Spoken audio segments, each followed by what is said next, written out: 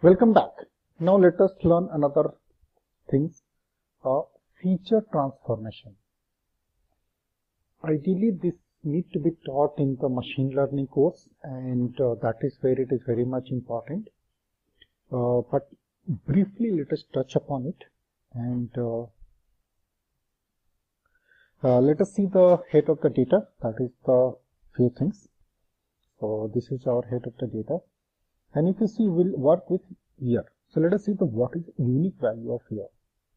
140, we are seeing the unique value. So it is starting from 70 to 82. Okay. Now let's assume that we want to make a year group. So that says that below 75, something called less than and equal to 75, and another group is greater than 75.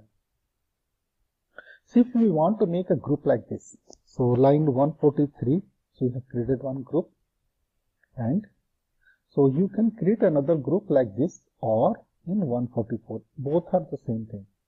Only the difference is in 143, your variable name is a variable, like you can have any string over here, and this is hard coded. That's all. So let us see the data. So this is what it has created. The last column, if you see. So this is a creation of any new feature, either by transforming or manipulating. This is called feature transformation, and detail will be learned in the machine learning course.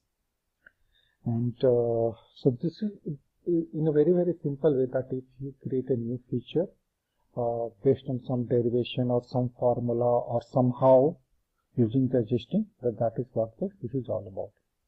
Now let us remove those temp columns because we may not need in future. So I'm removing it. Okay, that's all. Now let us go and see how to handle the missing data. First of all, see, anytime if you get a data, please see that if it is having any missing data. If yes, then try to talk to the person who has given you data, or basically source. So talk to the source and see if you get a full data. There should not be any missing data at all. Okay, and but if there is any missing data, then that must be addressed, because there are many techniques and algorithms that does not like the missing data, and without your information they will remove the missing data and work. Okay, so missing data must be handled. But first of all, see that whether it is having the missing data or not. So line 152 says that missing data is there or not. So false. So we check using the NENA. It is saying false. It means there is no missing data altogether. So what we will do, we'll impute, or basically we'll put some missing data just so that we can work. Okay. So before we before we put a missing data, let us create a dummy data frame.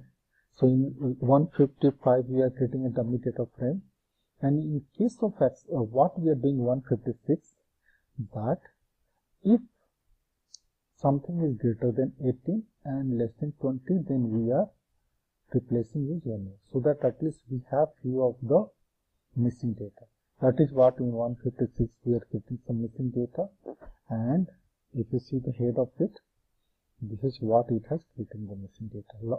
Few more it will be there, and now when I do the 158, it will give me the missing data. Yes, it is there. Okay. Now we are able to learn it. So first of all, when you have the missing data, you would like to know that what is the how many missing data are there for each of the row. And this supply function and other things I have already explained. So I'm running line 161 and 162 to print it. So if you see, we had 391 rows, that 392 rows. So for each of the row, how many it has been there? Somehow it is not readable. But what it is saying, it is saying that for each of the row, how many are missing. This is what it has given the count. And if you want to see the sum of it, 163, around 53 are missing. Okay. Similarly, you can also do the analysis column wise, and we'll come into that as well. That for each of the feature, how many are missing, and let us go ahead and do it.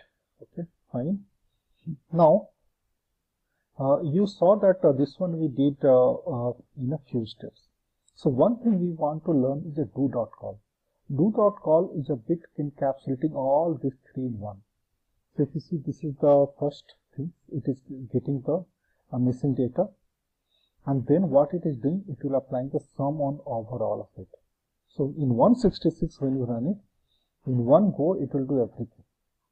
That is the beauty of R, that in simple one line, it does many lines of the code. So you don't have to write it. It is the beauty of R that there have been the many functions which are equivalent to the many lines of the code if you would have to write it. And do.call is one of them. Okay. Now I want you to do the one of the class work. Here we have done each of the row wise. Please do it on the feature wise and take the sum. Okay. All of the column wise. So this will be your class work. So please pause the video and do the class work. Now let us try to do missing data analysis using one of the technique. There is one library called mice. So this helps us in analysis of missing data. So let us import 172 and let us see the pattern. 175 and 1626. 175 we are getting the pattern. 176 we are printing it. So if you see what it is giving that this is the pattern. What it is saying, there are 339 which there are 339 rows which is the missing count is 0. There are 53 rows with all are non-missing except this accelerate where we have imputed some missing value. And how many are missing? 1. So this is the pattern. And when you have the huge data with multiple row columns missing, you will see this pattern. And over here it is graphical way also it has shown. So this is the one of the way to see the pattern. Okay. Now sometime it comes that okay, I have the missing data, but I don't know how to fill it, and so I want to remove it. So there are multiple ways to get the non-missing, that complete data. First of all, let us see 179 how much data we have. We have 392 observations and 8 features. So when you get the missing data, there is something called complete cases. What it says that whichever is not missing that row, it will give you the index. And we are taking here all the data which are non-missing. And here we are assigning DF with missing data, we are reassigning this. So 180 is the way to get the non-missing data, and 181 if you see the dimension. So it has become 339. So 339, this one and this one is the same. So we have the 339 observations with no missing at all. Okay.